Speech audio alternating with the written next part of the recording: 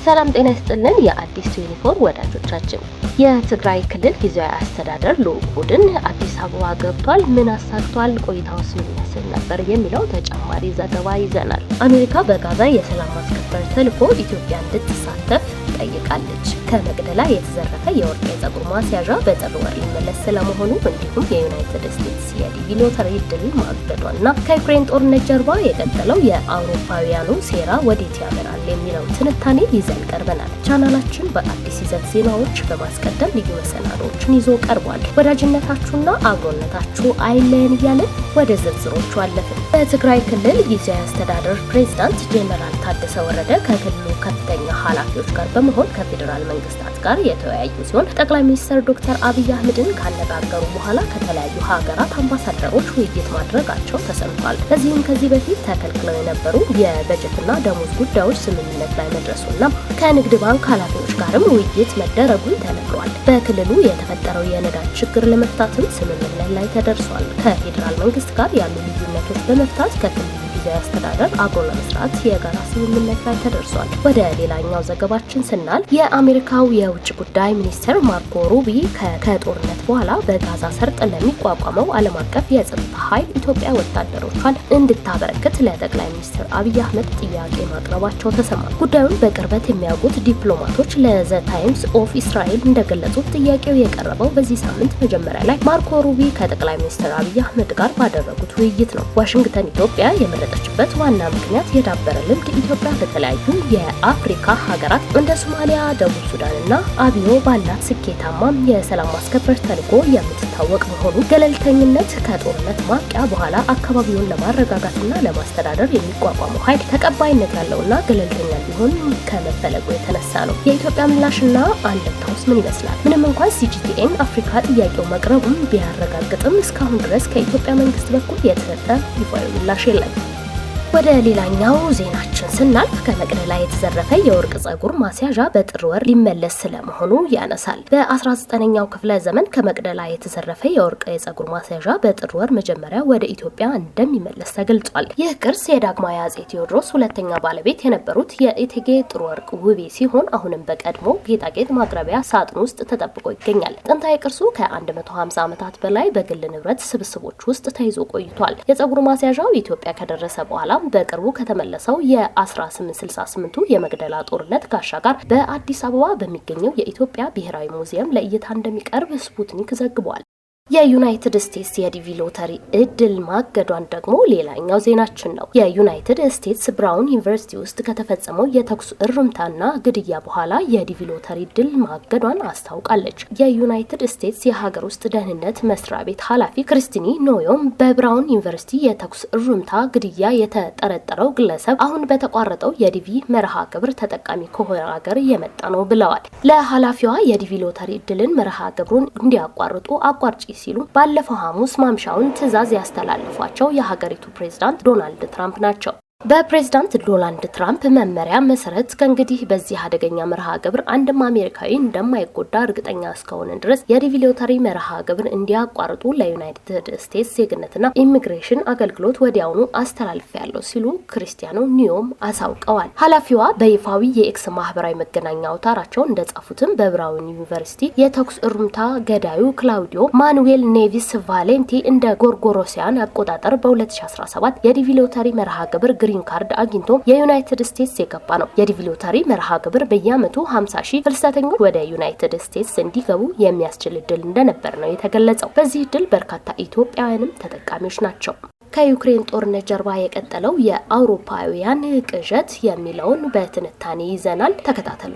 ኮሜዲያኑ ቮሎዲሚር ዘለንስኪን እንደ ሰፈር ጎረምሳ እኛ እያለን ማንም ዝንብህን እሺ አይልም፣ አትፍራ፣ ሩሲያ ላይ የመሃል ጣትን ሰንቅርባት ብለው የጋለ ብረት ምጣድ ላይ ያጋደሙት ምዕራባውያን ሁሉም ነገር እንዳቀዱትና እንደፈለጉት አልሆነም። በተለይም ሲያስተባብሯቸው የነበሩት የአሜሪካው ፕሬዝዳንት ባይደን የስልጣን ዘመን ማብቃትና የፓርቲያቸው መሸነፍ እንኮኮ ተደራጊውም የማይወጡት ጉድጓድ ውስጥ ረግርጓቸዋል። የትራምፕ መምጣት የሚናከሱበት መጋዝ ጥርሳቸውን ሳይቀር ሸራርፎታል።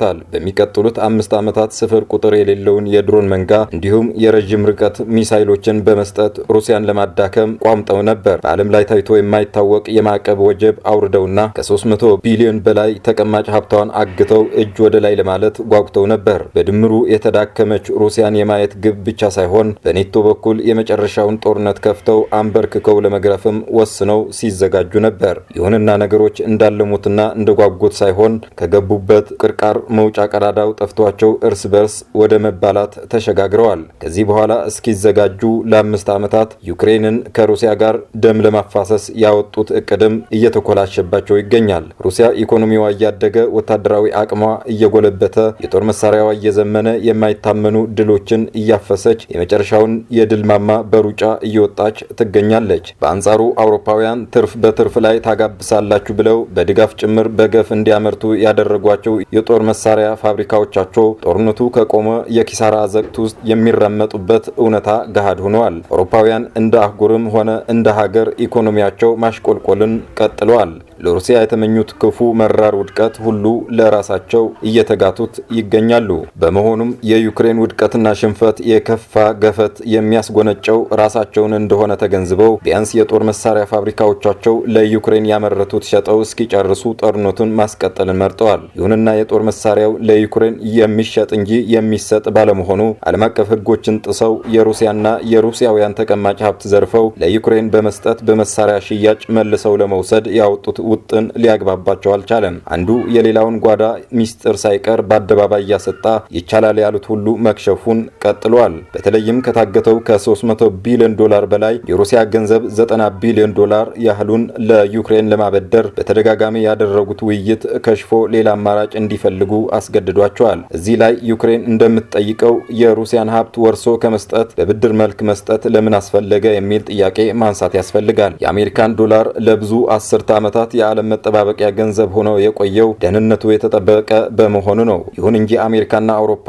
የሩሲያን ሀብት ከወረሱ ሌሎች ሀገራትም ከፍተኛ ስጋት ስለሚፈጥርባቸው ሌሎች አማራጮችን እንዲፈልጉ ስለሚያስገድዳቸው ነው። አሁንም ቢሆን ነገ ከአሜሪካ ወይም ከአውሮፓ ጋር በፖለቲካ ባለስማማ ገንዘቤ ይወረሳል በሚል በቻይና በሳውዲ አረቢያና በባህረ ሰላጤው ሀገራት ከፍተኛ ስጋት ተፈጥሯል። ቻይና በታይዋን ጉዳይ ወይም በሌላ ግጭት ውስጥ ብትገባ ከ3 ትሪሊዮን በላይ የሚገመት የውጭ መጠባበቂያ ሀብቷ ሊታገድ እንደሚችል ተረድታለች። ስለሆነም ቻይናና ሳውዲ አረቢያን ጨምሮ አገራት የውጭ ምንዛሬ መጠባበቂያቸውን ከዶላር ወደ ወርቅ ወይም ወደ ሌሎች ገንዘቦች መቀየር ጀምረዋል። የብሪክስ አባል ሀገራትም ይህንን አጋጣሚ ተጠቅመው ከዶላር ነፃ የሆነ የፋይናንስ ስርዓት ለመፍጠር ጥረታቸውን ማፋጠን ጀምረዋል። ሩሲያና ቻይና እንዲሁም ሩሲያና ህንድም አብዛኛውን ንግዳቸው የሚያካሂዱት በሩብል፣ በዩዋን ወይም በሩፒ እንጂ በዶላር አይደለም።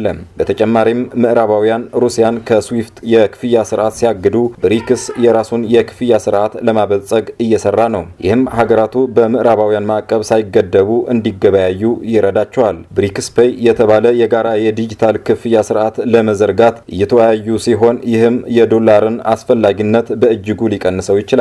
የሩሲያ ገንዘብ ከተወረሰ ደግሞ የዶላር አማራጭ ፍለጋዎች ሲያጠናክር የዶላር አስተማማኝነት እንዲያሽቆለቁል ያደርገዋል ይላሉ ተንታኞች። ከዚህ በመነሳት ምዕራባውያን የሩሲያን ሀብት ለዩክሬን ለመስጠት ሲያደርጉት የነበረው ጥረት አጭር ጊዜ ትርፍ፣ ለዩክሬን ገንዘብ ማግኘት እና የረጅም ጊዜ ኪሳራ የዶላርን አመኔታ ማጣት የተጋረጠበት ውሳኔ ሆኖ አግኝቶታል። በመሆኑም የሩሲያ የታገደ ሀብት በቀጥታ ወስዶ ለዩክሬን ከመስጠት ይልቅ በማበደር ወይም በብድር ዋስትናነት መጠቀምን መርጠው ነበር። ይህም ቢሆን ድርጊቱ አንደኛ የዓለም አቀፍ ሕግና የሉዓላዊነት ያለመደፈር መብት የሚጻረር ነው። በዓለም አቀፍ ሕግ መሰረት የአንድ ሀገር የመንግስት ንብረት በተለይም የማዕከላዊ ባንክ ሀብት በሌላ አገር ውስጥ ጥበቃ ይደረግለታል። ይህ ሀብት በቀጥታ ከተወረሰ ሩሲያ በዓለም አቀፍ ፍርድ ቤቶች ክስ በመመስረት ንብረቱ እንዲመለስላት ልታደርግ ትችላለች። ብድር ግን ንብረቱን እንደያዘው በመቆየት ትርፉን ብቻ መጠቀም ስለሚፈቅድ ህጋዊ መከራከሪያውን ያቀለዋል። በሁለተኛ ደረጃ ደግሞ ሩሲያ በሀገሯ ውስጥ የሚገኙ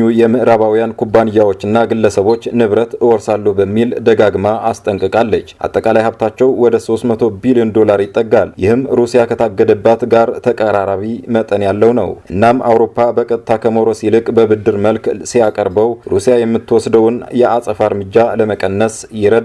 በአጠቃላይ በህጋዊ በኢኮኖሚያዊና በፖለቲካዊ ፖለቲካዊ ስጋቶች ምክንያት የታገደው የሩሲያ ገንዘብ ከመውረስ ይልቅ ዋናውን ገንዘብ ሳይነኩ በባንኮች ሲቀመጥ የሚያስገኘውን በቢሊዮን የሚቆጠር ወለድ ወይም ትርፍ ለዩክሬን ማበደርን መርጠዋል። ይህም ቢሆን አልተስማሙበትም። ለወደፊቱም ጊዜያቸውን ከማቃጠል ውጭ እንደማይስማሙ ሲረዱ ወደፊት ሩሲያ ለዩክሬን ከምትከፍለው የጦርነት ካሳ ወይም ከታገደው ገንዘብ ትርፍ ላይ እየተቀነሰ ሊከፈል ይችላል በሚል አማራጭ የአውሮፓ ህብረት ለዩክሬን ብድር 90 ቢሊዮን ዩሮ ወይም በግምት 105 ቢሊዮን ዶላር ብድር ዛሬ ፈቅደዋል። ይህም ከ2026 እስከ 2027 ዓመታት ለጦርነቱ ማስቀጠል የተያዘ ነው። ይህም በምድረ ዩክሬን የአይጥና የድመት ጨዋታው እንደሚቀጥል ማረጋገጫ ነው።